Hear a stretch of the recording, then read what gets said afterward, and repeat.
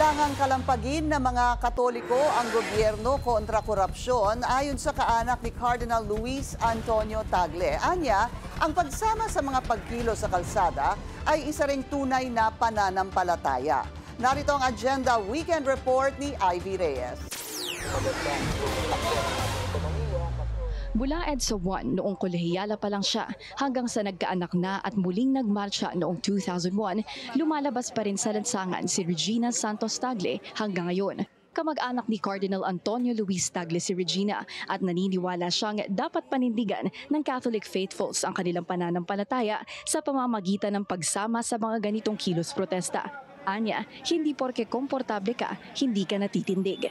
Dapat it should be a lifestyle. Hindi pwede tayong, di ba, dinadasal natin sa Nicene Creed yung whatever we have done and failed to do.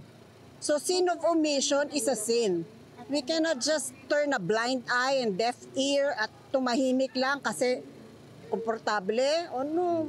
Sa takbo ng investigasyon ng mga maanumalyang flood control projects, inaabangan daw talaga ng kanilang parokya ang pagtupad ni Pangulong Bongbong Marcos sa kanyang pangako na magpapasko sa kulungan ang lahat ng sangkot dito. Dagdag ni Regina, magiging malaking disappointment sa masa ang hindi pagdiin sa mga malalaking pangalan, kaya sana raw kahit pa kamag-anak hindi santuhin ng Pangulo.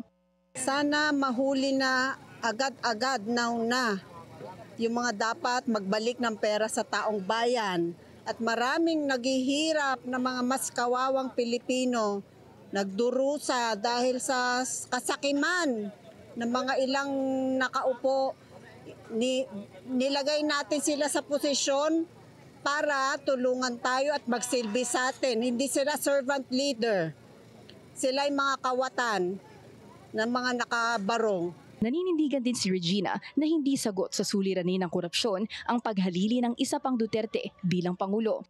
Kamakailan lang nagpahayag si Vice President Sara Duterte na handa siyang pumalit sa Malacanang sakaling bumaba sa pwesto ang Pangulo.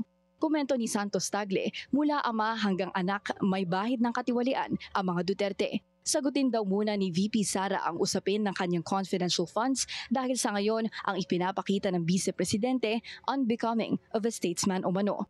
Para sa Agenda, Ivy Reyes, Billionaire News Channel.